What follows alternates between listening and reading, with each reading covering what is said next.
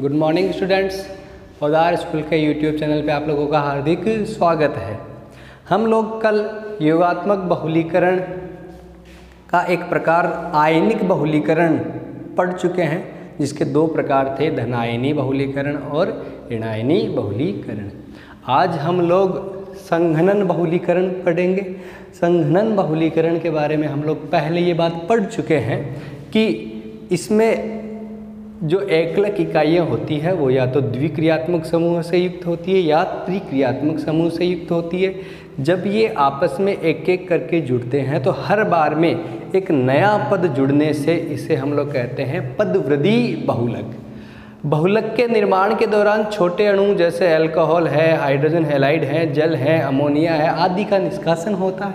इसलिए बहुलक का जो अणुभार है वह एकलक इकाइयों के अणुभार की तुलना में n गुना से क्या होता है, कम होता है। यह है संघनन बहुलीकरण। संघनन बहुलीकरण जो है वो हो सकता है समबहुलीकरण हो या हो सकता है सहबहुलीकरण हो, यानी कि हो सकता है कि सारी की सारी एकलक इकाइयाँ एक जैसी हो या हो सकता है कि एकलक इकाइयाँ अलग अलग हों। देखिए हम लोग सबसे पहले इसमें एक एग्जाम्पल की बात करते हैं जो है पॉलीएस्टर। ठीक है, पॉलीएस्टर। इसका एक बेसिक सा एग्जाम्पल हम लोग लेते हैं डेक्रोन, या जिसको हम लोग कहते हैं टेरिलीन। ठीक है, डेक्रोन या टेरिलीन जो है वो किन किन एकलक इकाइयों से मिलकर बना होता है? यह बनता है एथिलीन ग्लाइकोल और टरथेलिक अम्ल से। यह है ethylene glycol, ethylene glycol plus terephthalic अम्ल। यह है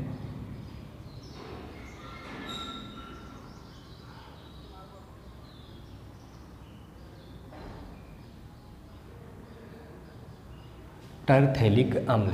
देखिएगा हम लोग इस एकलक इकाई का नाम क्या है? एथिलीन ग्लाइकोल, जिसको हम लोग IUPAC नामकरण में एथेन 1,2 डाइऑल भी लिखते हैं। और यह है टरथेलिक अम्ल।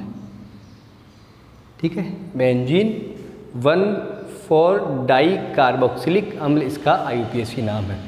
जब ये दोनों आपस में मिलेंगे, जब दोनों ये आपस में मिल रहे होंगे तो ये स्ट्रक्चर बनेगी। देखिएगा इस अल्कोहल के OH के जो लोन पेयर हैं, जब इस पे अटैक करेंगे तो बंद के इलेक्ट्रॉन यहाँ, वापस जब यहाँ आएंगे तो ये यहाँ से निकलेगा क्या? H2। यानी कि इस अभिक्रिया के दौरान एक छोटे अणु का निष्कासन हो गया और क्या बना? OH CH2 CH2O C double bond O, फिर ये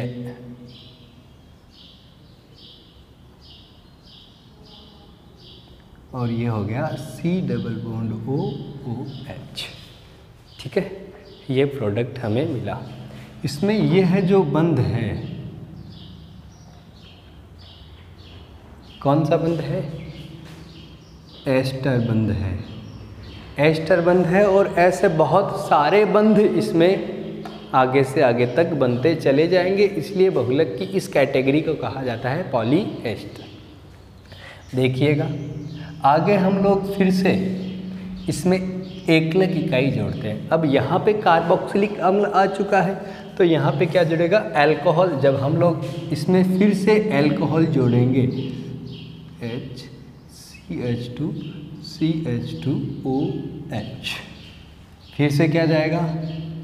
H2, ये गया H2, क्या मिलेगा? देखिए OH CH2 CH2O C double bond O,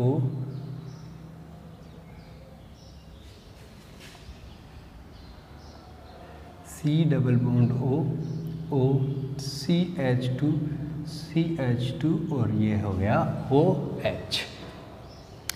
हर बार देखो यहाँ पे दो एकलक इकाइयाँ जुड़ी, यहाँ पे तीसरी एकलक इकाई जुड़ी, तो हर बार एक नया पद जुड़ता चला जाएगा। यहाँ से भी क्या निकला था, H2O। नया पद जुड़ने के कारण ही इसे कहा जाता है पदवृद्धि बहुलक।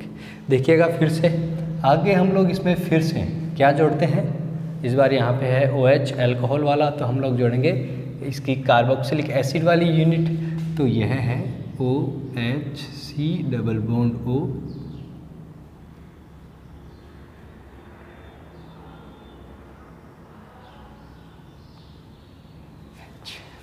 फिर से एक अल्कोहल और कार्बोक्सिलिक अम्ल के बीच रिएक्शन से क्या निकलेगा, H2O।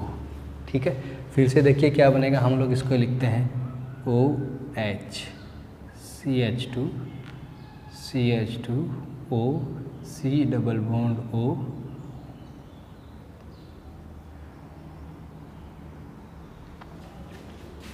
C double bond O O CH2 CH2O C double bond O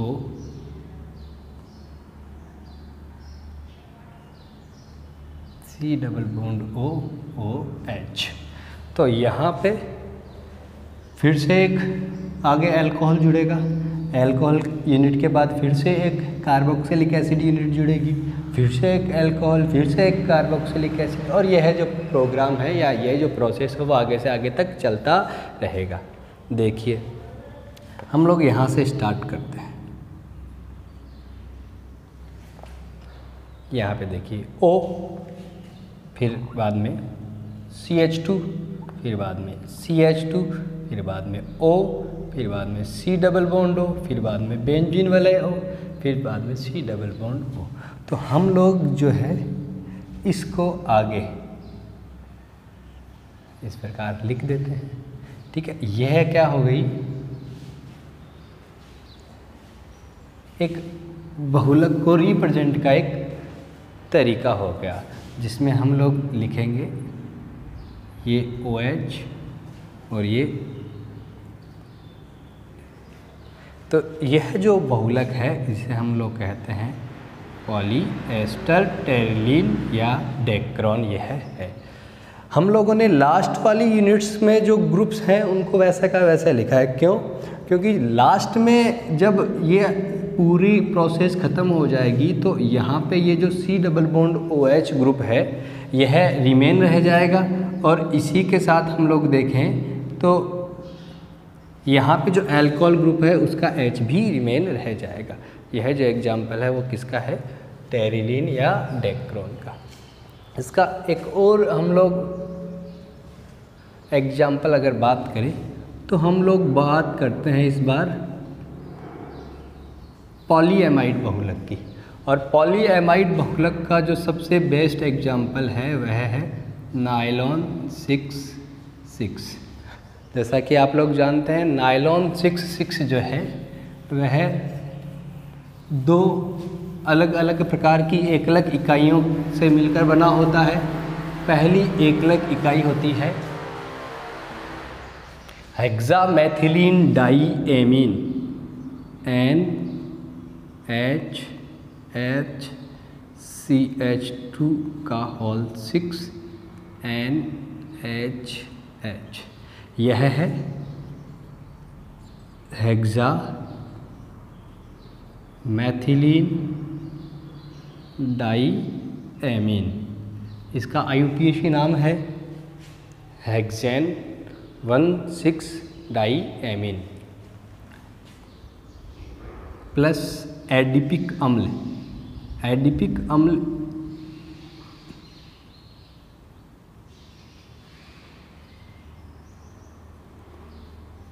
यह होता है जिसका IUPAC नाम है हेक्सेन 1,6 डाईओइक अम्ल। यह जो बहुलक है उसमें दोनों ही एकलक इकाइयों में 6 कार्बन होते हैं, यहाँ भी 6 और यहाँ भी 6, 4, एक ये 6 और ये 6, इसलिए इसको कहा जाता है नायलॉन 6,6। जब यह दोनों आपस में अभिक्रिया करेंगी तो यहाँ से जल के अणु का निष्कासन होगा, और हमें जो एकलक इकाई के जुड़ने के बाद जो प्रोडक्ट मिलेगा वह कुछ इस प्रकार होगा, HCH2 6NH C double bond O CH2 का whole four C double bond O OH। यह जो आबंध है, यह इस आबंध को हम लोग बोलते हैं कौन सा आबंध? एमाइड आबंध। अमीनो अम्ल की स्थिति में इसको पेप्टाइड बॉन्ड भी बोला जाता है। ऐसे बहुत सारे एमाइड बंध आगे इसमें बनते चले जाएंगे, इसलिए इस बहुलक को कहा जाता है पॉलीएमाइड। देखिए आगे हम लोग जब आगे फिर से इसको बढ़ाने की कोशिश करते हैं, या हम लोग कहें कि आगे जब हम लोग इसकी अभिक्रिया, यहाँ पे एडीपी का अम्ल है तो हमें एमीन वाले एक्लेकिक से इसको अभिकृत करवाना पड़ेगा। HNH डबल बॉन्ड CH2 का होल 6NHH। फिर से ये दोनों जुड़े, जल के अणु का क्या हुआ? निष्कासन। जल के एक अणु का निष्कासन हुआ।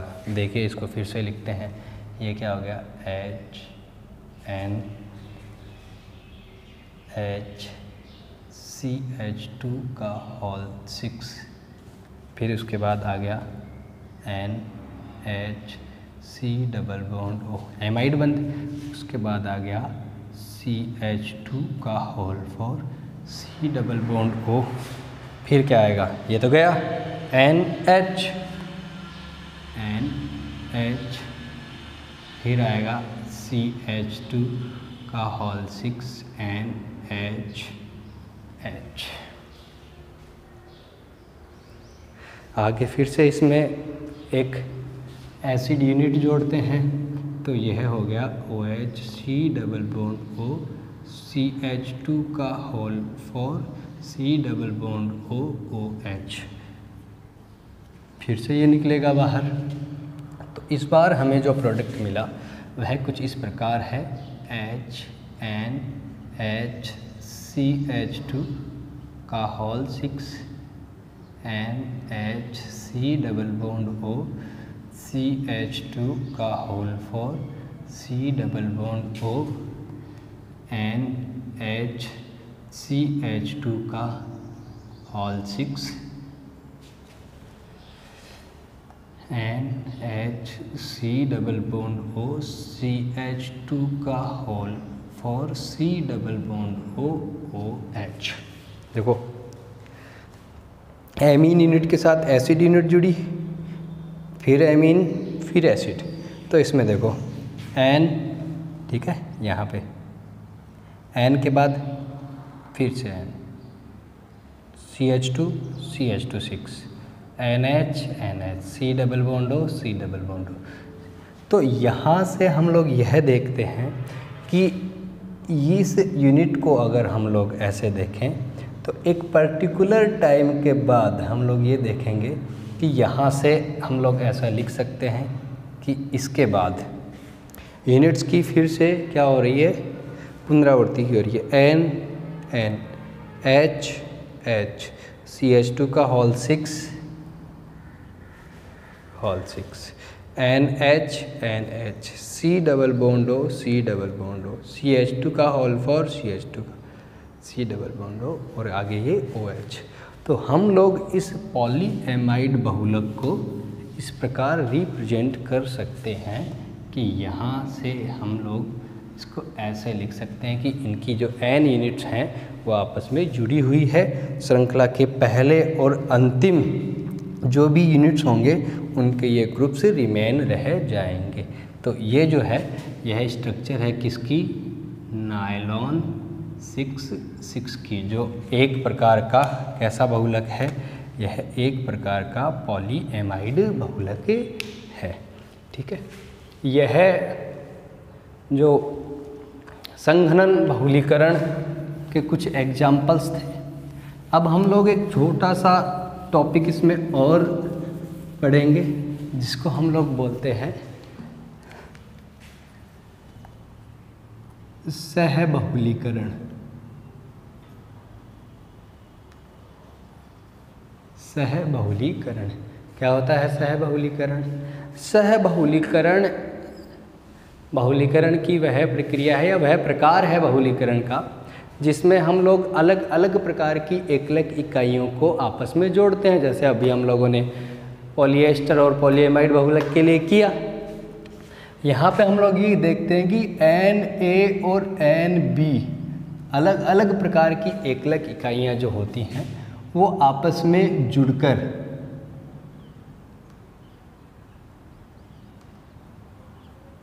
बहुलक का निर्माण करती हैं। सहबहुलीकरण जो है वह 4 प्रकार का होता है। कौन कौन से 4 प्रकार? देखिए, पहला जो प्रकार है वह है क्रम रहित बहुलक, यानी कि जब एकलक इकाइयाँ आपस में जुड़ेंगी तो उनका कोई भी एक निश्चित क्रम नहीं होगा, वो रैंडमली, हम लोग इसे रैंडम भी बोलते हैं, वो रैंडमली कहीं भी अरेंज हो जाएंगी। जैसे A B B A B B A ऐसे खूब सारे आगे से आगे, लेकिन उनके जुड़ने का कोई एक निश्चित क्रम नहीं होगा। उसे हम लोग कहेंगे क्रम रहित बहुलक। कोई भी एकलक इकाइयाँ हो सकती, हमने केवल उनको ए और बी के रूप में रिप्रेजेंट किया है। दूसरा जो इसका प्रकार है वह है एकांतरित बहुलक। एकांतरित यानी अल्टरनेट, एक के बाद दूसरा। जैसे ये जुड़ा A B A B A B A B A B और आगे से आगे तक ये चलता रहेगा। यानी पहले एक एकलक इकाई, फिर दूसरी, जैसे हम लोगों ने अभी नायलॉन 66 के बारे में लिखा। तीसरा इसका जो प्रकार है वह है खंड बहुलक। खंड बहुलक, या इसे हम लोग अंग्रेजी में अगर इसका नाम लिखें तो हम लोग सेगमेंट या ग्रुप भी बोल सकते हैं। खंड का मतलब ये हो गया कि पहले एक प्रकार की एकलक इकाइयाँ आपस में जुड़ती हुई एक ग्रुप बनाती है, उसके बाद दूसरे प्रकार की एकलक इकाइयाँ लगातार जुड़ती चली जाती हैं, फिर पहले वाली एकलक इकाइयाँ आपस में जुड़ती चली जाती हैं और इस प्रकार से खंड का निर्माण होता जाता है।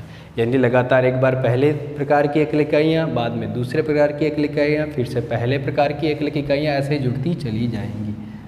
चौथा जो प्रकार है उसे हम लोग कहते हैं कलम बहुलक। कलम बहुलक, या इसको हम लोग ग्राफ्ट पॉलीमर भी बोलते हैं। इसमें ऐसा होता है कि एक प्रकार की एकलक इकाई जो है उसकी एक सीधी बहुलक श्रृंखला बन जाती है। उसके बाद जो दूसरे प्रकार की एकलक इकाइयाँ हैं वो उसमें शाखा के रूप में, जैसे हम लोग किसी पेड़ की टहनी के ऊपर दूसरे पेड़ की शाखा लगाकर कलम लगाते हैं, वैसे ही यह दूसरे प्रकार की एकलक इकाइयाँ जो है वो उसमें शाखा के रूप में जुड़ जाती है। इसे हम लोग कहते हैं कलम बहुलक। तो एक छोटा सा टॉपिक था सहबहुलीकरण। सहबहुलीकरण होता क्या है? दो अलग अलग प्रकार की एकलक इकाइयाँ आपस में जुड़ती हुई बहुलक का निर्माण करती हैं। इसके 4 प्रकार होते हैं। क्रम रहित बहुलक, यानी कि एकलक इकाइयों के जुड़ने का कोई निश्चित क्रम नहीं होता है। एकांतरित बहुलक, जिसमें एकलक इकाइयाँ जो हैं वो एक दूसरे के बाद जुड़ती हुई चली जाती हैं। खंड बहुलक, एक बार एक प्रकार की एकलक इकाइयाँ जुड़ती है और बाद में दूसरे प्रकार की एकलक इकाइयाँ जुड़ती हैं। कलम बहुलक में एक प्रकार की एकलक इकाइयाँ एक सीधी श्रृंखला का निर्माण करती है, दूसरे प्रकार की एकलक इकाइयाँ जो हैं वो उनके साथ शाखा के रूप में जुड़ी हुई रहती है। और इसी के साथ हमारा जो बहुलीकरण वाला जो टॉपिक है वो पूरी तरह ख़त्म होता है। आपको इसके नोट्स इस वीडियो के जस्ट साथ में भेज दिए जाएंगे। आप अब तक हम लोगों ने जो सारे प्रकार पढ़े हैं, चाहे हम लोगों ने योगात्मक बहुलीकरण में मुक्त मूलक और आयनिक बहुलीकरण पढ़ा हो, संघनन बहुलीकरण पढ़ा हो और सह बहुलीकरण, जब तक खुद नहीं लिखेंगे, बिना देखें लिखने की कोशिश नहीं करेंगे, गलतियाँ होंगी कोई बात नहीं है, लेकिन जब तक आप लोग खुद लिखेंगे नहीं तब तक आप लोग लिख नहीं पाएंगे आगे एग्ज़ाम में भी।